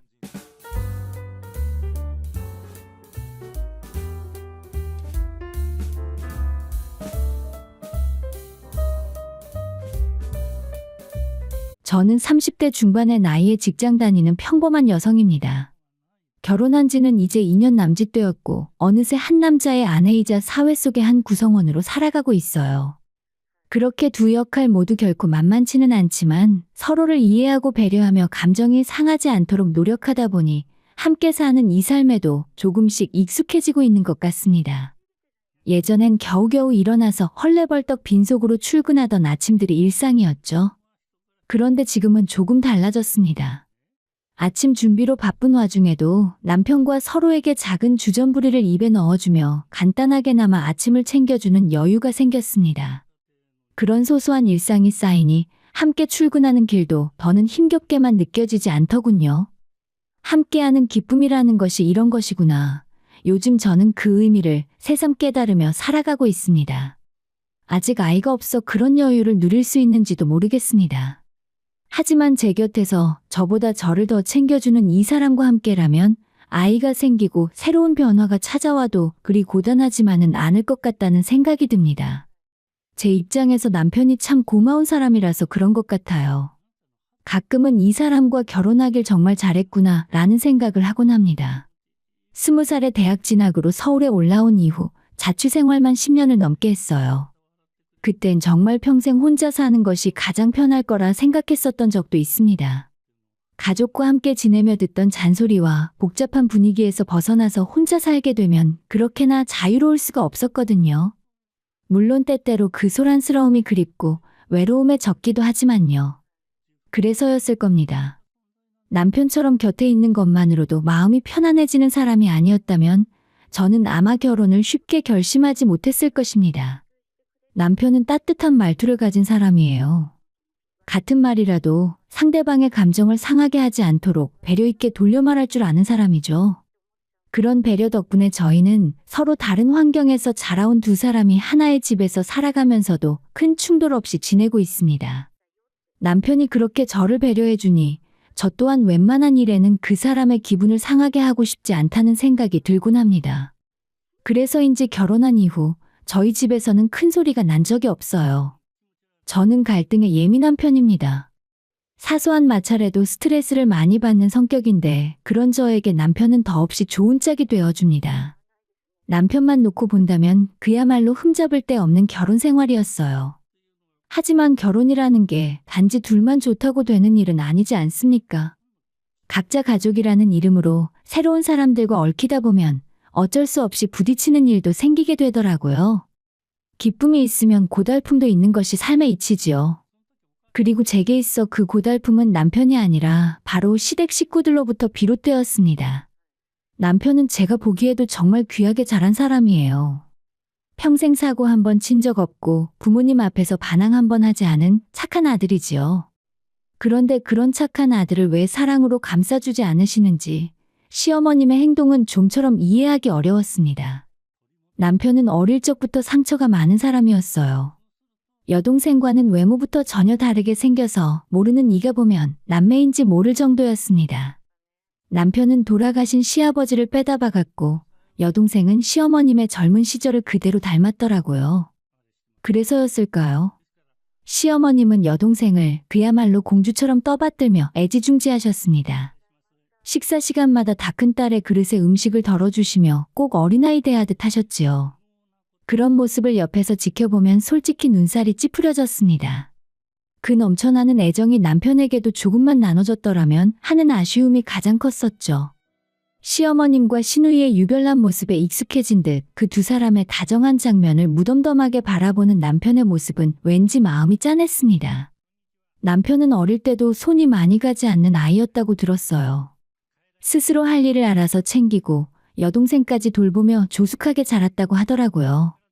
고작 2살 차이인데도 여동생은 어린아이처럼 챙김을 받았고 남편은 일찍 철이 들었습니다. 시어머님의 극진한 사랑은 늘 딸에게만 향했고 그 마음은 남편에게 도달한 적이 없었습니다. 지영이는 나보다 동생이라 아무래도 엄마 마음이 더 쓰이셨겠지. 남편은 그렇게 담담히 말했지만 저는 압니다. 아무리 아닌 척해도 그 말 끝에 담긴 서운함은 감출 수 없다는 것을요. 그나마 다행인 건 돌아가신 시아버지와의 추억이 남편에게는 있다는 점입니다. 아버지는 말씀은 적었지만 주말이면 낚시나 주말 농장에 꼭 나를 데려가 주셨어. 같이 있는 것만으로도 참 좋았지. 그 시절을 회상하는 남편의 얼굴은 아련했습니다. 어머니의 관심을 받지 못한 아쉬움이 남아있기에 아버지와의 추억이 그에게는 더욱 소중했을 것 같아요. 어릴 적부터 속마음을 쉽게 드러내지 않고 남모르게 배려하는 데 익숙한 사람, 그런 사람이 제 남편입니다. 제가 보기에도 시아버님께서 즐기셨다는 취미는 시어머님이나 시누이의 성향과는 잘 맞지 않아 보였어요. 시누와 시어머님은 좋게 말하면 활달한 성격이셨지만 솔직히 제가 느끼기엔 다소 말이 많고 경솔한 면도 있는 분들이셨습니다. 그런 두 분이 가장 즐겨 하시던 취미는 쇼핑이었죠. 주말마다 백화점 나들이를 일상처럼 여기셨는데 평소에는 친구들과 어울리느라 자기 엄마를 찾지도 않던 신우가 시어머님 지갑이 열리는 날만큼은 팔짱을 끼고 신이 나서 집을 나서곤 했으니까요. 물론 자신이 가진 재산을 쓰는 것이니 제가 그에 대해 뭐라 할 입장은 아니지만 두 분 다 허영심이 다소 있는 편이셨습니다. 본인의 능력으로 돈을 벌고 그 범위 내에서 지출을 하신다면야 문제가 될 것은 없겠지요. 하지만 시아버지께서 돌아가신 후 시어머님은 시아버지께서 남기신 유산으로만 생활을 이어가고 계셨습니다. 듣기로는 시아버지께서 생전에 사업을 크게 하셔서 수입이 꽤 괜찮은 편이었다고 하더라고요. 본래 같으면 그 유산은 시어머님과 남편 그리고 신우에게 공평하게 돌아가는 것이 마땅했겠죠. 그러나 남편은 시아버지께서 돌아가신 이후 본인 앞으로 받은 것이 거의 없었다고 했습니다.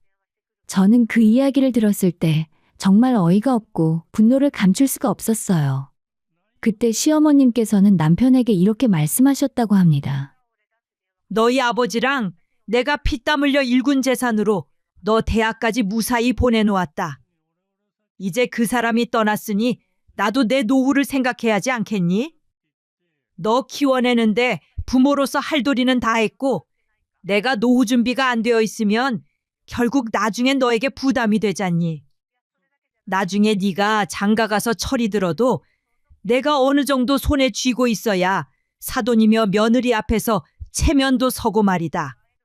그 몇 마디의 말로 마치 본인만을 위한 변명처럼 느껴지는 그 말을 하며 시어머님은 남편 몫의 유산을 사실상 다 가져가셨습니다.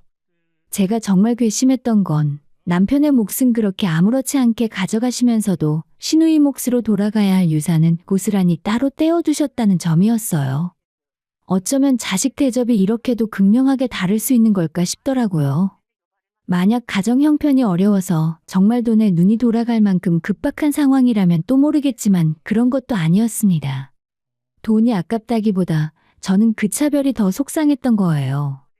자신은 홀대하면서 여동생에겐 모든 걸 다 주는 모습을 보며 남편이 느꼈을 속상함을 생각하면 지금도 마음이 무겁고 아픕니다. 남편도 모를 리 없었겠지요. 10손가락 깨물어 안 아픈 손가락 없다지만 유독 더 아픈 손가락이 시누이라면 전혀 아프지도 않게 느껴지는 손가락이 바로 자신이라는 사실을 말입니다. 객관적으로 바라보아도 시어머님의 태도는 참 납득하기 어려운 부분이 많았어요. 아무리 딸이 자기와 닮아 특별한 정이 간다 해도 아들 역시 분명히 시어머님이 낳으신 자식이잖아요. 그런데도 하는 행동만 보면 마치 시누이만 친딸이고 남편은 마치 밖에서 데려온 아이처럼 느껴지게 하셨습니다. 당연한 말이지만 제 친정에서는 저희 어머니께서 저와 언니를 똑같이 사랑해 주셨어요. 때때로 서로 엄마의 사랑을 조금 더 받겠다고 투닥거리기도 했지만 그건 애정이 기울어서가 아니었습니다. 모두가 알고 있었어요. 어머니도 언니도 저도 말이죠. 그래서 다른 가정에서 자식 차별이 있다는 이야기를 들어도 그건 늘 남의 이야기라고만 여겼습니다. 그런데 제 남편이 그런 대우를 받아온 사람이라는 사실이, 그리고 평생 그 상처를 품고 살아왔다는 사실이 너무 안타깝고 또 시어머님께 원망스러운 마음이 들었습니다. 남편이 성격에 결함이 있거나 부모 속을 썩일 만큼 문제 있는 사람이었다면 이해라도 해보려 했을지 모르겠습니다. 하지만 제가 누구보다 잘 아는 사람이에요. 성실하고 책임감 있고 조용한 가운데 묵묵히 노력하는 사람입니다. 오히려 시누이 쪽이 부모 속을 썩인 경우가 더 많았을지도 모릅니다. 정말 부모도 가지각색이구나 싶었어요. 편애하는 이유조차 알 수 없었기에 더 답답했지요. 그리고 그렇게 아들을 홀대하는 분이 며느리라고 해서 대단히 예뻐해 주실 리도 없었습니다. 결혼 이후 저는 단 한 번도 시어머님께 사랑받는다는 느낌을 받아본 적이 없어요. 그래도 저는 애초부터 큰 기대는 하지 않았습니다. 어차피 저는 남인 사람이고 친정어머니 사랑 듬뿍 받고 자란 덕분에 시어머니의 정이 아쉽거나 서운하진 않았거든요. 하지만 남편을 대하는 태도에서는 속상하고 화나는 일이 하나씩 쌓여갔습니다. 더 답답했던 건 남편이 대학생일 때부터 집안에서 아무런 지원을 받지 못했다는 점이었어요. 시아버지께서 살아계실 때는 등록금이나 생활비도 도와주셨지만 돌아가신 후부터는 그런 지원이 전부 끊겼다고 하더군요. 시어머님은 노후 자금 확보를 핑계로 남편 몫의 유산을 가져가신 뒤 지갑도 꽁꽁 닫아버리셨습니다. 그 상황이 눈에 선하게 그려지는 것 같더라고요. 갑작스럽게 집안의 지원이 끊긴 남편은 아마 한마디 항의도 하지 못한 채 스스로 학자금 대출과 아르바이트로 대학을 마쳤을 것입니다. 그뿐이 아니었습니다. 졸업도 하기 전에 취업이 확정되자 시어머님은 또 말씀하셨다고 합니다. 이제 우리 집에 다달이 버는 사람은 너 하나다. 지영이도 아직 학생이고 돈 들어갈 일이 얼마나 많니? 네가 매달 생활비 좀 붙여줘야겠다. 상식적으로 생각해 보아도 부모가 자식에게 아무런 도움을 주지 못했으면 거기서 더 바라는 건 없어야 하지 않을까요? 남편은 대학을 마치고 직장 근처에 월세방을 얻어 독립한 상태였습니다. 본가에서 같이 생활하는 것도 아니었고 함께 사는 것도 아니었으니 생활비를 요구할 이유도 마땅치 않았어요. 게다가 그 집이 돈이 없어서 당장 끼니도 걱정해야 할 상황도 아니었고요. 그런 와중에도 시누이는 주말마다 시어머님과 함께 백화점에서 즐겁게 쇼핑을 하며 돌아다녔습니다. 남편은 아무런 지원도 받지 못한 채 돈을 벌었고 그런 아들에게 시어머님은 생활비까지 요구하셨던 거죠. 여러분이 보시기에도 너무하지 않습니까? 남편이 결국 마음의 상처를 크게 받은 것도 바로 그 무렵이었던 것 같습니다. 그래도 자식 도리를 다하겠다는 마음으로 시어머님께 생활비를 다달이 붙여드리던 남편이었어요. 달마다 그 생활비를 자기 아껴준 적도 없는 어머님께 꼬박꼬박 보내며 얼마나 속이 쓰렸을까요? 그런데 그 생활비를 겨우 끊게 된 것도 남편이 저를 만나고 나서부터였습니다. 결혼 준비를 하던 중 아무리 생각해도 이제는 남편도 할 만큼은 충분히 했다는 생각이 들었어요. 그래서 조심스럽게 제가 먼저 이야기를 꺼냈습니다. 이제 생활비까지는 안 보내드려도 되는 거 아니야? 그 말을 들은 남편은 곤란한 표정으로 말했습니다. 속으로는 나도 어머니가 참 너무하시다는 생각이 들다가도 그래도 내 부모인데 내가 너무 불효를 저지르는 건 아닌가 싶기도 해. 당신처럼 내 편 들어준 사람이 지금껏 없어서 그런지 괜히 더 서러운 마음만 들어. 평소엔 덤덤하던 사람이 눈시울을 붉히는 모습을 보며 그동안 얼마나 많은 상처와 부담을 안고 살아왔는지를 짐작할 수 있었습니다. 결혼하면서 생활비를 더는 드리기 어렵다는 뜻을 시어머님께 전했을 때 처음엔 얼굴빛이 싹 변하시며 불쾌한 기색을 보이셨어요. 하지만 결혼 준비에 있어 시댁에서 어떤 도움도 받은 적 없는 상황이니 그래도 일말의 양심은 있으셨던지 대놓고 싫은 소리를 하시지는 않으셨습니다. 그동안 남편이 했던 것만으로도 충분히 넘치게 했다고 저는 생각했어요. 그런데 마침내 시누이 입에서도 결혼 이야기가 흘러나오기 시작했습니다. 딸 자식을 세상에서 제일 귀하게 여기는 시어머님이셨기에 그때부터는 온 신경이 곤두서 있던 것 같더라고요. 그 남자는 어떤 사람이냐? 직장은? 부모님은 양친 다 생존해 계시냐? 집안은 괜찮은 집안이냐? 이런 질문을 퍼부으며 신우를 붙잡고 캐물으셨지요. 그러자 신우는 대수롭지 않게 대답했습니다. 엄마, 아무 걱정 마. 내가 이번에는 확실하게 물었다니까? 강남에 그 집안 건물이 세 채나 있어. 그 말을 듣는 순간 시어머님의 표정이 단박에 환하게 변했습니다. 사위 될 사람이 강남 노른자 위 땅에 건물을 세 채나 가지고 있다는 말 한마디에 반색을 하시더군요. 물론 부모로서 자식이 경제적으로 넉넉한 집에 시집가기를 바라는 마음은 충분히 이해합니다. 하지만 사람 됨됨이나 성품 같은 건 묻지도 않고 단지 건물 새 채라는 말에 눈빛이 바뀌는 모습을 보니 솔직히 좀 실망스러웠습니다. 시누이도 시어머님도 어쩔 수 없이 돈을 중시하는 분들처럼 느껴졌어요. 그런 기류 속에서 저희 부부는 상대적으로 괜히 위축되는 기분이 들었습니다. 비록 저희 친정이 그 정도로 넉넉하지는 않지만 저희는 서로 힘을 합쳐 열심히 살고 있었어요. 그럼에도 시댁에서 결혼 준비에 아무 도움도 받지 못한 입장에서 굳이 제가 그런 비교에 기죽을 필요는 없었지만 순간 뜨끔했던 건 사실입니다. 특히 양친 다 생존해 계시냐는 질문은 저에게 유독 아프게 다가왔습니다. 저희 친정은 어머니 한 분뿐이시거든요. 어린 시절 부모님의 이혼 이후로 저희 자매는 오롯이 어머니 손에 자랐습니다. 아버지 쪽과는 연락도 끊긴 지 오래고요. 그런 저희에게는 어머니가 전부이고 작지만 따뜻한 가정을 이뤄서 사이좋게 살아왔습니다. 그런데 홀로 남은 시어머님이 홀어머니 밑에서 자란 며느리 앞에서 그렇게 말씀하시는 건 아무리 생각해도 배려 깊은 언행으로는 느껴지지 않더라고요. 사실 그 정도는 이 집안에 시집오고 나서 이미 수차례 겪은 일이었기에 굳이 새삼스러울 것도 없었습니다. 진짜 피곤한 일은 그 다음부터 시작이었어요.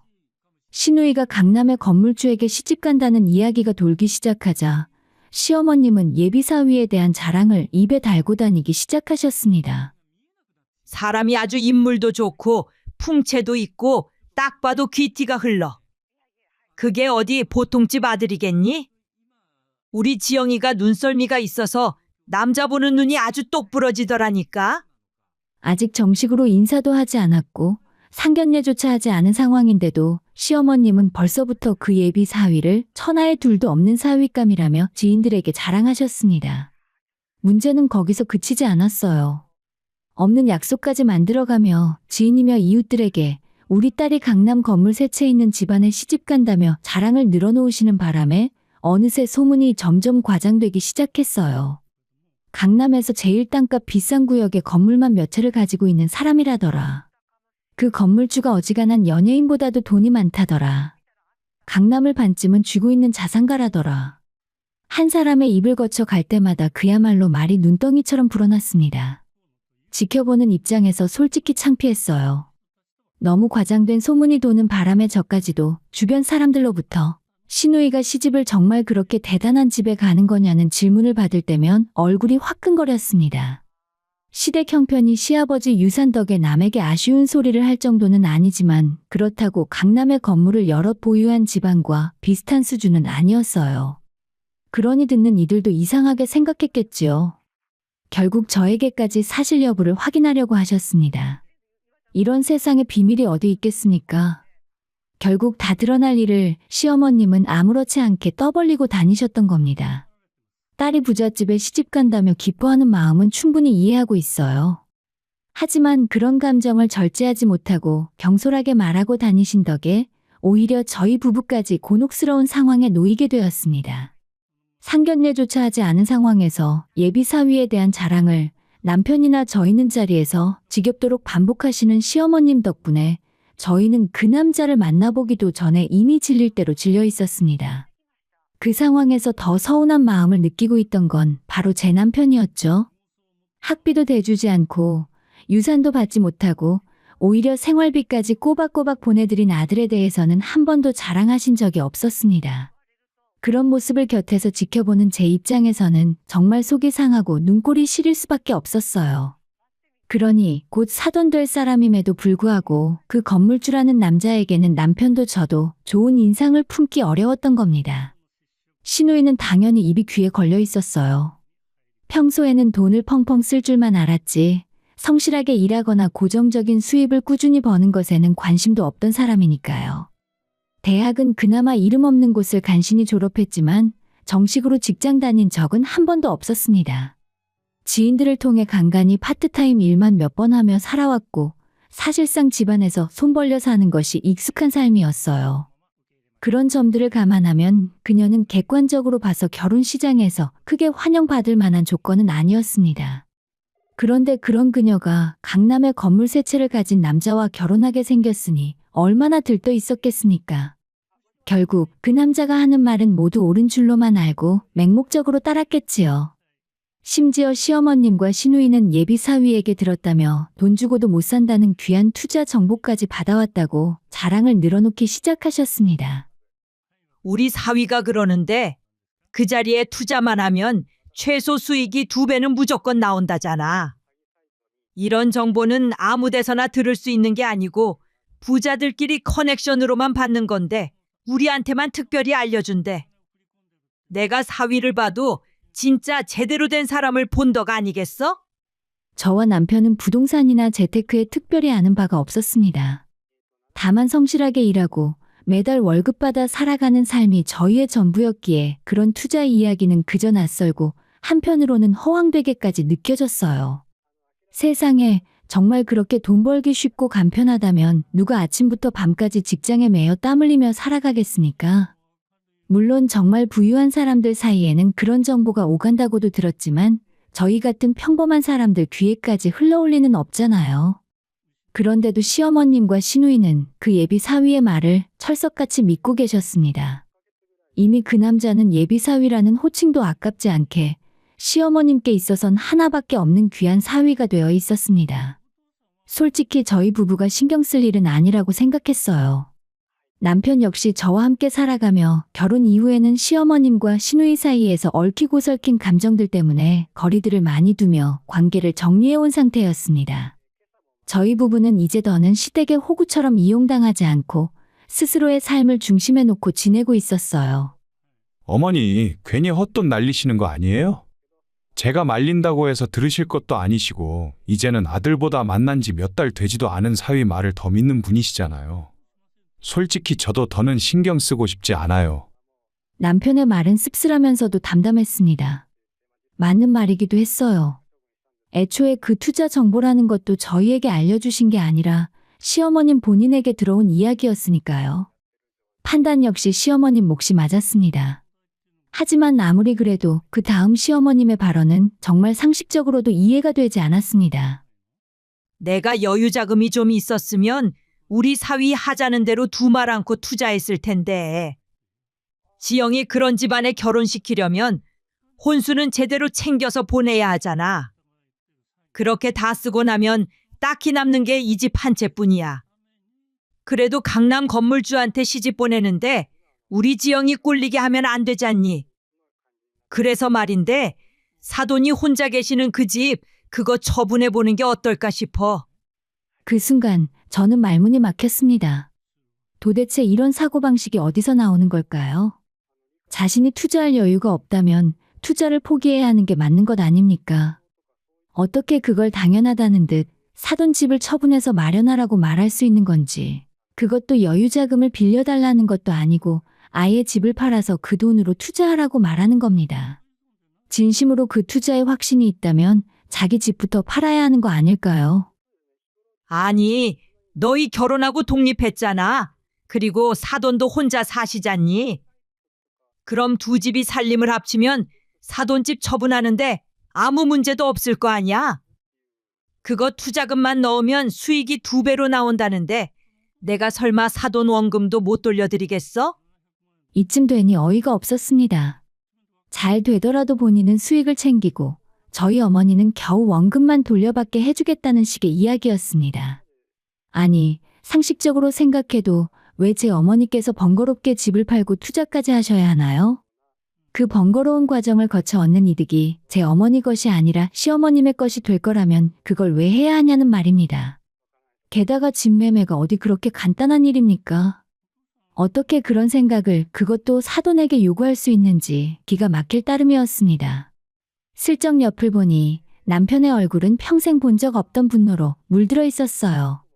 어머니, 지금 무슨 말씀을 하시는 거예요?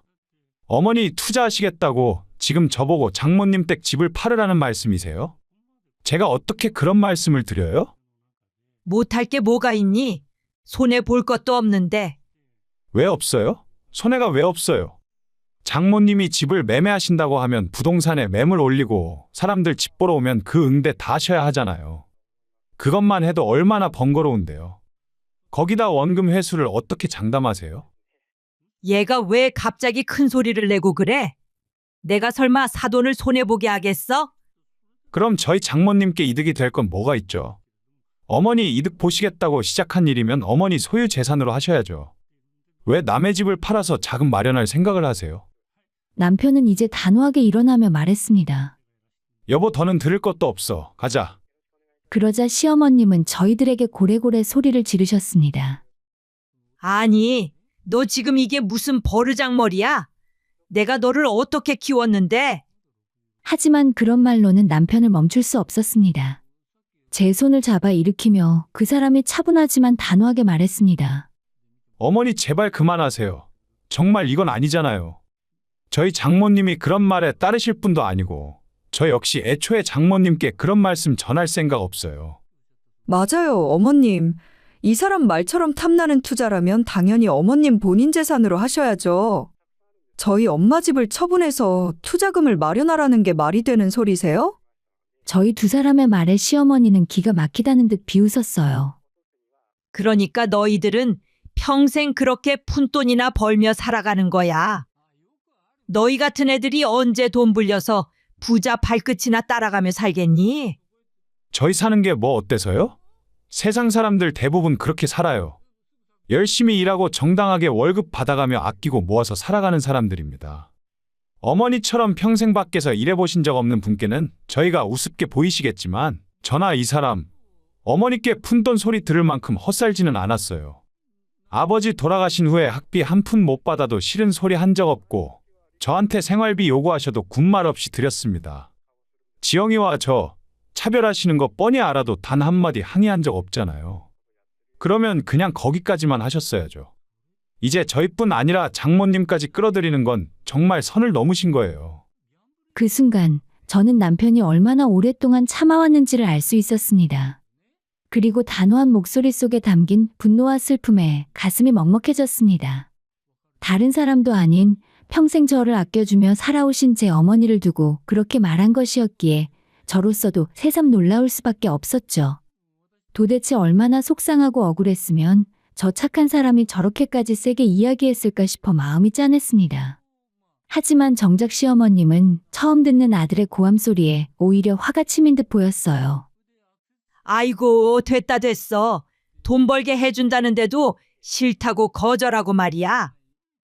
나중에 나 이득 보고 나서 너희들한테 콩고물이라도 하나 떨어질 거라고는 꿈도 꾸지 마라. 그렇게 너희들만 잘났다고 해봐. 평생 그렇게나 살아봐라. 적반하장도 유분수였습니다. 마치 저희가 당연히 뭔가 해드려야 하는데 그걸 못 받아내서 분통을 터뜨리는 듯한 모습이었어요. 원래도 정이 많이 쌓인 건 아니었지만 그날 이후로는 정말 남은 정도 다 떨어져 나가는 기분이 들 정도였습니다. 그렇게 저희의 입장을 분명히 밝히고 시댁을 나왔어요. 잘못한 사람은 따로 있는데 자신이 죄인이라도 된 듯 고개조차 들지 못하는 남편의 모습이 안쓰러웠습니다. 당신 그렇게 자책하지 마. 애초에 우리가 뭘 잘못했다고. 이건 다 내가 못나서 그런 거야. 내가 그동안 입 닫고 참고 넘기면 그만이라고 생각했는데 내가 그랬기 때문에 당신까지 우습게 보인 거야. 내가 잘못한 거야. 이제는 안 그러잖아. 아까도 먼저 나서서 그렇게 단호하게 이야기해줘서 내가 얼마나 든든했는지 몰라. 당신이 어떤 사람인지는 나도 알고 우리 엄마도 다 알고 있어. 비록 시어머님의 말과 행동은 황당하게 그지없었지만 남편이 저와 제 어머니를 지키기 위해 단단한 결심을 했다는 사실이 떠오르자 그 순간만큼은 그저 고마운 마음뿐이었습니다. 그 사람에게는 분명 쉽지 않은 선택이었을 거예요. 평생을 참고 속으로 삭히며 살아왔던 사람이었기에 그날의 태도는 그저 화만으로는 설명되지 않았습니다. 그것은 결심이었고 단절이었고 더는 물러설 수 없다는 선언이었죠. 그렇게 저희는 시어머님과 확실히 선을 긋고 돌아섰고 그 이후로 시댁과의 관계는 냉랭해질 수밖에 없었습니다. 하지만 저희는 더 이상 먼저 사과하거나 져주지 않았어요. 사과를 받아야 할 입장은 오히려 저희였으니까요. 아마 시어머님과 시누이는 언제나처럼 남편이 먼저 고개를 숙이고 돌아올 거라고 생각하셨겠지요. 하지만 이번만큼은 달랐습니다. 남편도 분명히 깨달았던 겁니다. 더는 이대로 둘 수 없다는 것을요. 그런데 얼마 후 슬그머니 시누이를 통해 연락이 왔습니다. 언니, 제 상견례 날짜 잡혔어요. 그렇게 요란하게 자랑만 늘어놓고 한 번도 본 적 없던 신우이의 예비 남편을 드디어 만나야 할 날이 다가왔습니다. 오빠도 하나밖에 없는데 얼마 전 집안이 벌집 쑤신 듯한 분위기였으니 아무래도 눈치를 보다가 먼저 연락을 해온 셈이었어요. 게다가 조건면에서 상대 남자에 비해 딸린다는 건 스스로도 알고 있었겠지요. 결혼이라는 중요한 자리에 얼마 되지도 않는 가족조차 동석하지 않으면 면이 서지 않을 테니 마지못해 먼저 굽히고 들어온 것이었을 겁니다. 물론 그 뒤에는 시어머님의 조율이 있었겠지요. 솔직히 시어머님과 시누이가 저희에게 해온 일을 생각하면 상견례에 참석하고 싶은 마음은 전혀 들지 않았습니다. 그러나 그렇다고 해서 해야 할 도리까지 저버릴 수는 없더라고요. 결국 제가 남편을 설득해서 상견례 자리에 나가겠다고 말했습니다. 저희가 참석하겠다는 말을 하자 그제야 안도한 듯 시누이는 기분 좋게 조잘거리기 시작했어요. 덕분에 그동안 연락 끊긴 사이에 어떻게 일이 흘러갔는지 알게 되었습니다. 제 남자친구가 시간 끌면 투자도 못한다고 해서 어쩔 수 없이 지금 살고 있는 집 담보대출 받아서 투자했어요. 어차피 곧 수익 나올 거니까 원금이랑 투자 수익까지 다 남는 거잖아요. 시집 가면서 엄마한테 목돈 하나라도 만들어드리고 싶었는데 잘 됐지 뭐예요. 마치 그 돈이 이미 자기 손에 들어온 돈인 양 말하는 시누이의 모습은 솔직히 어이가 없을 정도였습니다.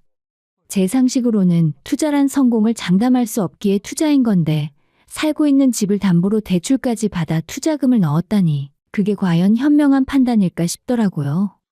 정말 목 끝까지 말이 치밀어 올랐지만 저는 한마디도 하지 않았습니다. 어차피 시어머님께서 이미 자신의 집을 담보로 투자금까지 넣었다고 들었는데 이제 와서 제가 뭐라 한다고 상황이 바뀌는 것도 아니고요. 게다가 자기 집은 꽁꽁 지키면서 저희 어머니 집을 팔아서 돈을 해달라고 하던 시어머님이었으니 그분들 걱정까지 해주는 제 자신이 오히려 우스워질 것 같았습니다. 어쩌자고 이렇게 큰 판을 벌였을까 싶기도 했지만 이제는 더 이상 신경 쓰고 싶지 않았어요. 성공하든 실패하든 그건 제 돈이 아니니까요. 남편도 아무렇지 않게 선을 긋고 있었기에 저라고 굳이 나설 이유는 없었습니다. 그리고 마침내 시누이의 상견례 날이 다가왔어요. 오랜만에 마주한 시누이와 시어머님, 서먹한 분위기였지만 오늘만큼은 그게 중요한 건 아니었습니다. 약속 시간보다 조금 일찍 도착해 기다리고 있었는데 상견례 시작 시간이 훌쩍 넘도록 예비사위라는 사람은 나타나지 않았어요. 시간이 흐를수록 신우와 시어머님도 점점 초조한 기색을 감추지 못하셨습니다. 이 사람 왜 연락도 안 받아? 혹시 무슨 사고라도 난 거 아니야? 자기들끼리 허둥지둥하며 동요하는 사이 남편과 저는 그저 조용히 앉아 있었을 뿐입니다. 예, 그러지 말고 전화 한 번만 더 해봐. 시어머님이 다급하게 재촉하셨고 신우는 연거푸 전화를 걸었습니다. 그런데 갑자기 그녀의 얼굴이 사색이 되어버렸어요. 엄마 지금 이거 없는 번호라는데? 뭐, 그게 무슨 소리야? 상황은 분명 이상하게 돌아가고 있었습니다. 불그락 푸르락 얼굴빛이 실시간으로 변해가는 시누이와 시어머님은 계속해서 전화를 걸었고 당황한 목소리로 서로에게 소리를 치기 시작했어요. 하지만 그 모든 광경이 저희에겐 그저 피곤한 촌극으로 느껴졌습니다. 결국 그 상견례 날 강남에 건물이 세 채 있다는 그 예비사위는 끝끝내 모습을 드러내지 않았습니다. 아니야, 그럴 리가 없어. 이게 다 무슨 일이야. 끝까지 상황을 부정하려 들던 모녀였지만 이제는 누구도 부정할 수 없는 사실이 명백해졌죠. 그 남자는 그 잘난 건물주 예비사위라는 사람은 애초부터 시어머님과 시누이의 재산을 노리고 접근한 사기꾼이었습니다. 결혼 자금이며 집을 담보로 받은 대출금까지 이미 거액을 그에게 넘겨준 뒤였어요. 남편과 저만 제외하고 모두가 애써 외면했던 결과가 드러난 것뿐이었습니다. 그래서 솔직히 저희는 전혀 놀랍지 않더라고요. 상식적으로 생각을 해보면 저희 신우의 어떤 점을 보고 그토록 잘 나가는 남자가 모든 걸 줄 것처럼 했던 걸까요? 성공이 보장된 투자 정보까지 넘겨가며 시어머님의 환심을 사려들었다니 한 걸음 떨어져 바라보면 너무나 뻔히 보였던 일이었습니다. 하지만 사랑이라는 이름 아래 돈에 눈이 먼 사람들에게는 그런 경고가 보이지 않았던 것이겠지요. 그 후에 시어머님과 시누이는 경찰서며 은행이며 사방팔방을 뛰어다녔지만 결국 사기꾼은 흔적도 없이 사라졌고 돈은 단 한 푼도 회수하지 못했습니다. 그렇게 언제나 있어 보이려 애쓰던 시댁은 하루아침에 쫄딱 망하고 말았어요. 며칠 뒤에 시어머님에게서 연락이 왔습니다. 우리가 믿을 사람이 누가 있겠니? 엄마랑 네 동생이 이렇게 당장 길바닥에 나앉게 생겼는데 너는 그걸 그냥 보고만 있을 거야? 진짜 그 모습을 보며 정말 뻔뻔하다는 생각밖에 들지 않았습니다. 남편과 저희 가정을 그토록 무시하며 막말을 서슴지 않던 분이 막상 본인이 위기에 처하자 뜯어먹을 아들이 생각나셨던 거죠. 하지만 남편은 그런 상황에서도 단호했습니다. 오히려 저보다도 더 냉정하게 말했어요. 어림없는 소리 하지 마세요. 저 더는 어머니나 지영이한테 뜯기면서 안 살아요. 나 생각해주는 내 가정 지키며 사는 것도 버거운데 제가 왜 그래야 하죠? 그럼 키워준 어미가 길바닥에 나앉는 걸 보겠다는 거야? 어머니, 저한테 그렇게 당당하실 이유가 있으세요? 저한테 이렇게 소리칠 만큼 해주신 게 뭐가 있냐고요? 지금 이 사단이 난 것도 다 어머니가 우리 말 무시하고 마음대로 하신 결과잖아요. 그러면 그 결과에 대한 책임도 어머니가 지셔야죠. 한편으로는 남편이 그래도 어머니시니 한 번쯤은 흔들리지 않을까 싶었지만 그는 처음부터 끝까지 태도를 굽히지 않았습니다. 그제서야 저는 확신했어요. 남편은 더는 예전처럼 상처받고 끌려다니지 않을 것 같다고요. 그렇게 남편에게 평생 상처만 안겨주던 시댁과 완전히 절연하게 되었습니다. 집도 빼야 하는 상황에서 시어머님은 간신히 월세방 하나 얻어서 시누이와 함께 지낸다고 전해 들었어요. 좁디 좁은 방 안에서 생활력은 없고 허영심만 가득한 두 사람이 부대끼며 산다는 얘기를 전해 듣고도 저는 아무런 감정이 들지 않았습니다. 상황만 놓고 보면 안타까운 일이 맞지만 제 친정 어머니를 향한 그들의 태도를 생각하면 저는 그저 그들이 뿌린 씨앗을 수확한 것뿐이라는 생각이 들더라고요. 허영과 욕심 그리고 무시와 차별. 그 모든 것이 만든 결과를 스스로 짊어지는 건 너무도 당연한 일 아니겠습니까? 며칠 후에 남편은 제게 말했습니다. 당신 고생 많았어. 나 같은 사람 만나지 않았으면 애초에 이런 일을 겪을 일도 없었을 텐데. 장모님까지 엮으려고 했으니 당신이 얼마나 기가 막혔을까. 앞으로는 당신만, 우리 가정만 생각하며 살 거야. 아무리 혈육이라고 해도 나를 위할 줄도 모르는 사람에게 더는 내 인생 낭비하지 않을 거니까. 남편의 그 말을 들으며 저는 다짐했습니다. 저 역시도 앞으로 이 사람만 믿고 함께 살아가겠다고요. 시댁과는 이제 연락조차 하지 않습니다. 차라리 그 편이 훨씬 마음이 편하더군요.